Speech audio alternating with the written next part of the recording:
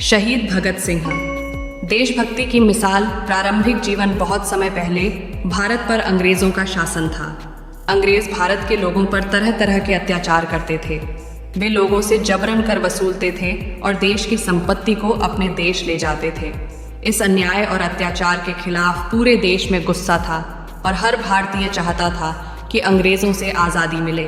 भगत सिंह बोस्तास का जन्म 28 सितंबर 1907 को पंजाब के बंगा गांव, अब पाकिस्तान में हुआ था। उनके परिवार का नाम ही देशभक्तों का परिवार कहा जाता था। उनके दादाजी, पिता और चाचा सभी स्वतंत्रता संग्राम में शामिल थे।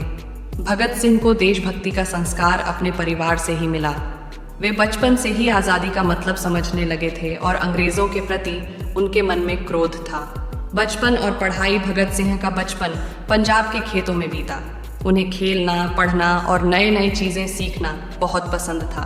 वे बचपन से ही देशभक्ति की कविताएं सुनते और गाते थे। उनका मानना था कि भारत को स्वतंत्रता दिलाने के लिए कुछ बड़ा करना पड़ेगा। पढ़ाई के दौरान ही भगत सिंह ने महान स्वतंत्रता सेनानी लाला लाजपत राय के बारे में सुना और उनके विचारों से प्रभावित हुए। जब भगत सिंह सिर्फ 12 साल के थे, तब जलियांवाला बाग में एक भयानक घटना घटी। उस समय जनरल डायर ने निर्दोष भारतीयों पर गोलियां चलवाकर उन्हें मौत के घाट उतार दिया। इस घटना ने भगत सिंह के मन में अंग्रेजों के प्रति गहरा क्रोध भर दिया। उसी दिन उन्होंने ठान लिया कि वे अपने देश को आज़ाद कराएंगे। स्वतंत्रता संग्राम में प्रवेश। जैसे जैसे भगत सिंह बड़े होते गए, उनका मन अंग्रेजों के खिलाफ और भी उग्र हो गया। वे महात्मा गांधी के अहिंसात्मक आंदोलन से प्रभावित थे, लेकिन उन्हें लगा कि कभी कभी बल प्रयोग करना भी जरूरी है। वे सोचते थे कि अगर अंग्रेजों के खिलाफ हिंसक विरोध नहीं किया गया तो वे कभी देश छोड़कर नहीं जाएंगे। भगत सिंह ने कॉलेज में पढ़ाई के दौरान कई देशभक्तों से दोस्ती की, जिनमें चंद्रशेखर आजाद और राजगुरु प्रमुख थे। धीरे धीरे वे Hindustan socialist republican association HSRA में शामिल हो गए और क्रांतिकारी गतिविधियों में भाग लेने लगे। उनकी सोच थी कि देश की आज़ादी के लिए युवाओं को आगे आना होगा। लाला लाजपत राय की शहादत और अंग्रेज अफसर की हत्या।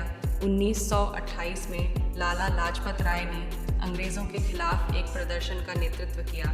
उस समय अंग्रेज अफसर जॉन सॉन्डर्स ने प्रदर्शनकारियों पर लाठीचार्ज का आदेश दिया, जिससे लाला लाजपत राय घायल हो गए और बाद में उनकी मृत्यु हो गई। इस घटना ने भगत सिंह को बहुत आहत किया।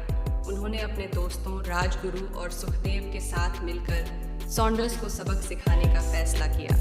भगत सिंह और उनके साथियों ने सॉन्डर्स की हत्या कर दी। इसके बाद वे दिल्ली भाग गए। यहाँ उन्होंने अपने लुक को बदलने के लिए अपनी दाढ़ी मूंछें काट दी और अंग्रेजों की नज़रों से बचते रहे। असेंबली में बम फेंकने की घटना। अंग्रेज सरकार ने भारत के लोगों की आवाज़ को दबाने के लिए कई नए कानून बनाए। भगत सिंह और उनके साथियों को यह सहन नहीं हुआ।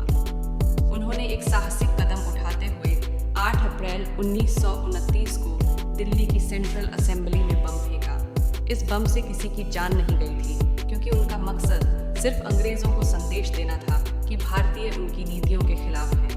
उन्होंने बम फेंकने के बाद खुद को गिरफ्तार करा लिया और नारे लगाए, इनकलाब जिंदाबाद, यानी क्रांति अमर रहे। जेल में जीवन और संघर्ष। भगत सिंह को जब गिरफ्तार किया गया, तब उनकी उम्र सिर्फ 22 साल थी। जेल में भगत सिंह और उनके साथियों को अंग्रेजों ने बहुत प्रताड़ित किया।